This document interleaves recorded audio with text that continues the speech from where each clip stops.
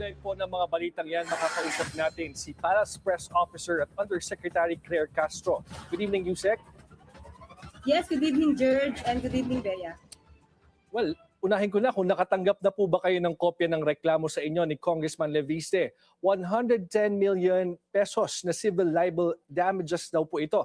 Dahil daw po ito sa naging pahayag ninyo sa vlogs ninyo tungkol sa kanyang solar energy firm.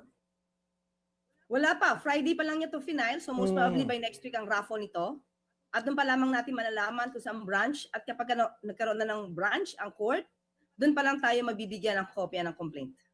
But what is your reaction to that? Na kinasuhan kayo based doon sa mga vlogs ninyo against his firm?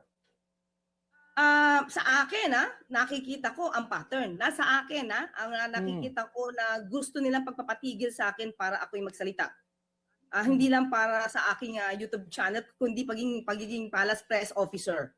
Dahil tingnan natin, sino ba ang nasa likod kaya ng mga agenda nitong si Congressman Leviste sa pagsasampa ng kaso sa akin. At sino rin kayo nasa likod ng mga pagbabanta sa buhay ko.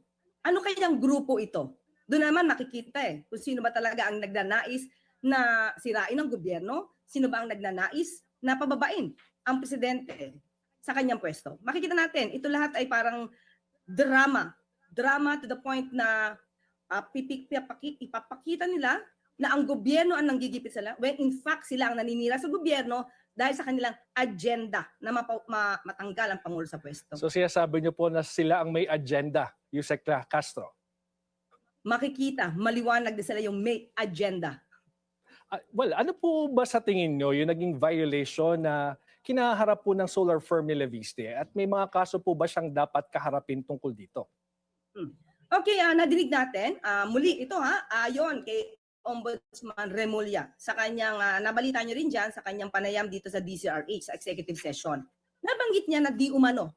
Ito na may iimbestigahan pa We have to be clear on this, George. Na ito iimbestigahan pa at lumalabas na may di umanong kakuntsaba. Ang number one na problema palagi ng investor sa Pilipinas as compared with the other countries in ASEAN, power. Kuryente ang problema Patay natin. na patay yan. Walang pupunta dito. Tapos maglalagay ka pa ng sinasabi nilang genius na bata na yon na gumawa ng solar. Sa kalokohan. Niloko lang tayong lahat. Kasi may kakuntsapa yan sa taas. Hindi niya naintindihan yung corporate structure niya O sino kasama yan? Di ba yung mga abogadong kausap yan? Siyempre. May connection yan sa taas nun. May connection yan sa Duterte government. 2019 yung franchise. Sino ba naglakad niyan? Hindi, ganito yan Super daw yung naglakad niyan Sa taas. At hindi ito magagawa na isang tulad lamang ni Congressman Leviste kung merong hindi kasabwat, may kausap sa itaas sa panahon ni dating Pangulong Duterte.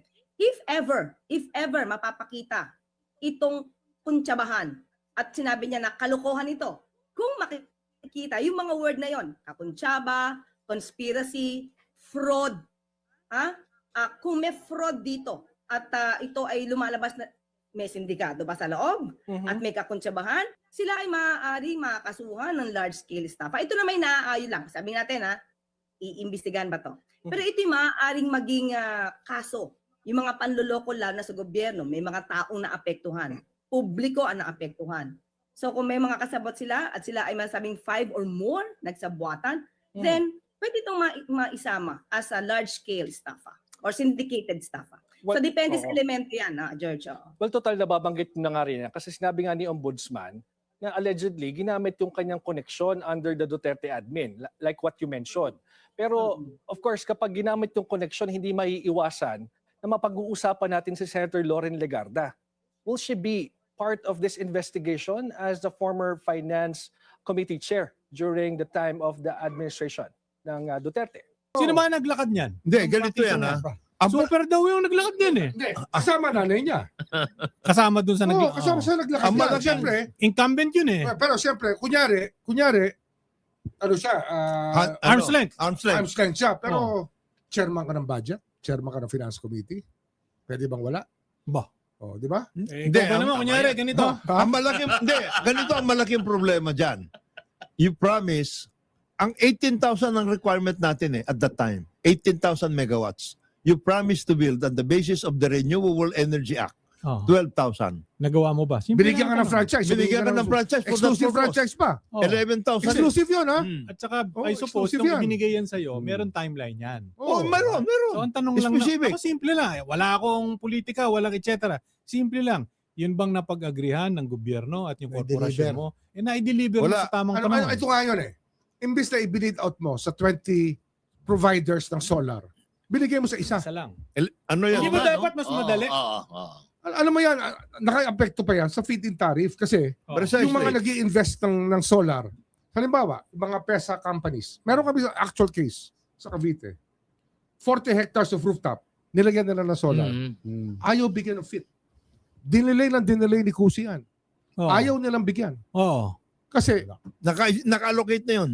naka-allocate na eh. Naka-allocate na yung fit. Allocable din? Grabe. Yes. Yeah, yun. Naging allocable. Naging allocable. Hindi, alam mo, 2008, 19 yung franchise. O di, naging allocable yung mga 2018 pa lang. oh, Allocable din pala. Oh. kasi yan dapat, ombudsman, matignan mo din yung energy sector. Super yan. Super, ang Super yan. problema Super dyan. yan. In the past, Super yan. Super at yan. saka ngayon, di ba? Yan, marami akong naririnig dyan. Kaya, ang actually, kinausap ko na yung Napocor doon isang araw. Pinatawag ko na rin ng Napocor. Nag-usap na kami. Yun. Kasi we're researching yung best way forward. To move forward. Kasi kung puro sisi lang ang gagawin natin, Wala. tsaka puro pakulong lang ang gagawin natin, Wala. ano gagawin? Wala tayong positive movement. Ano yan? Depende na po ito kung paano bang mag-iimbestiga at paano sisimula ng ombudsman ang pag-iimbestiga dito. Kasi George, malaking bagay ito para malaman ng taong bayan because it concerns franchise. So kung sinasabi ni ombudsman na maaaring nagkaroon ng spin-off, okay? So pag sinabi ng spin-off, nako, baka lang may panloloko even prior to or simultaneously with the signing of the contract or after even before na mabigay yung franchise kung meron talagang ganito mga klase mga plano. So it has to be investigated, malaman talaga ang kabuuan dito. Dahil kung sino man yung sinasabi ni Ombudsman Remulla na maaaring kakuntsaba, maaari yung maimbestigahan. Do you think single out kayo sa pangyayaring ito? No? Kasi si Ombudsman Remulla din naman, he was talking about the supposed possible violations of the company and about Representative Leviste as well. Pero kayo lang po yung kinasuhan. Alak kasuhan. Si Ombudsman Remulla po ba unang nagbanggit tungkol sa issue sa kumpanya nito? Iginagalang ko po si Ombudsman Remulla at siya po ay kaibigan ng aking ina. Kaya ang kinakasuhan ko po ay si Yusek Dar Castro. Oo nga, George, maliwanag yun dahil sinabi niya sa kanyang interview din na hindi niya daw, kumbaga ginagalang niya ang ombudsman dahil kaibigan din ito ng kanyang ina. So alam mo, medyo questionable yung pagkakasabi ng kaibigan ito ng kanyang ina. Baka ibig ba sabihin, porket magkaibigan ba yung kanyang ina, maaaring siya ay masagip na sa pag-iimbestiga? I don't think the ombudsman will do that. Kasi ang ombudsman dapat neutral. At nakita naman natin na talagang porsigido siyang malaman ng taong bayan kung ano nangyari dito sa prangkisa na to ng Solar para sa Bayan Corporation ni Congressman Leviste. Anong implication nito sa iyo, Yusek? Will this stop you from continually speaking up about this Hindi. franchise issue?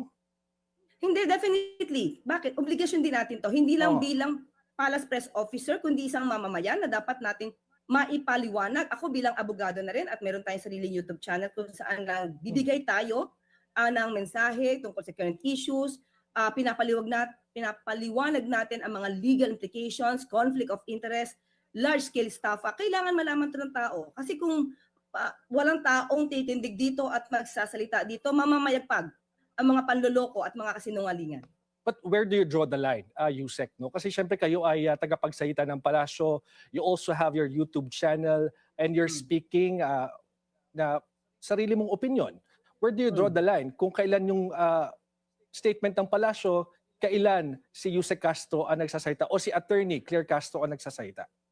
Kapag ako ay nasa briefing, definitely kung ano lang po ang sinasabi sa atin ng palasyo, kung ano mensahe ng palasyo, dun lang po tayo. Pero kapag ka po ako ay nasa sarili ko YouTube channel, hindi naman po ako, I do not go against the government. At ang pinapaliwanag ko lamang po ay ang legal implications. Hindi naman po tayo nagbibigay ng iba pang opinion. So tayo ay nag-a-analyze, ipinapakita natin sa tao na maging mapanuri, lalo sa mga fake news peddlers at sa mga kasinungalingan. So yun yung aking ibinabahagi sa aking mga viewers sa aking YouTube channel. Yusek, puntahan natin itong naging reklamo mo sa NBI, no? Sa alleged death threat made by former Palace Press Secretary Trixie Cruz Angeles. Ano ba yung dahilan kung bakit kayo nag-file ng kaso laban sa kanya? Actually, George, gusto ko lang liwanagin, wala akong pinaka-file pa na kaso. Wala pa. Okay. Nag-report lang ako kasi sinasabi nila, balat sibuyas tong si Jose Claire kasi nag-demanda na. No, hindi po. Pinaalam ko lang po sa NBI, nireport ko lang po na may threat sa buhay ko at hindi po ito mapapasinungalingan dahil mismong nakapost ito sa Facebook po ng Luminous by Trixie Cruz Angeles and Ahmed Paglinawan. But are you Hindi planning po ito gawa-gawa. But are you planning to file charges against her in relation to that incident? Oo. Pinag-iisipan ko pa, George. Oo. Ang sa akin lang ang mahalaga ay malaman ng otoridad na kung ano man mangyayari sa akin, merong mga taong nagbabanta sa buhay ko. Okay. Yun lang. Kasi mahirap, George, yung magsasalita ka lang na may nagbabanta tapos wala ka palang pruweba. Puro salita lang. Puro, puro kwento lang. So, mahirap yun. Kaya dapat meron kang resibo, meron kang ebidensya kung saan nanggagaling yung threats mo. Okay. Now, as a palace officer naman po ngayon, tatanungin ko kayo, just to clear. Si former DPW Secretary Manny Bonoan is now back here in the Philippines. Any reaction from the palace, lalo pat sinabi nga ninyo na may mga erroneous report na natanggap ang Pangulo na inyong lilinawin? George, oo, parang kararating pa lang po no ni dating DPWH Secretary Manny Bonoan. Hindi ko pa rin po nakukuha kung anong reaksyon ng Pangulo at ng palasyo patungkol po dito. Pero ang nais naman po ng Pangulo kung dapat maimbestigahan, dapat pong imbestigahan. Yun lang po siya. Walang dapat sinuhin, walang dapat itago, walang dapat na cover up. At kailangan po maging malinaw po talaga kung ano ang nangyari. At isa po siguro si dating DPWH Secretary Manny Bonoan na makakapagbigay ng linaw dito sa mga issues na to. What is your expectation on tomorrow's Blue Ribbon probe, especially that a former Secretary Bonoan will appear there?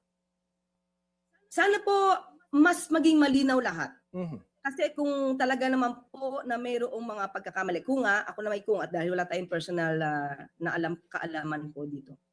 Kung ano po yung nalalaman niya, mas maganda po talaga na maibigay po niya to sa taong bayan para mas maliwanagan po. Kasi yun din naman po ang gusto ng Pangulo. Kung sino ang dapat na managot, dapat po na malaman natin. Okay, maraming salamat po. Palace Press Officer at Undersecretary Claire Castro. Maraming salamat, George.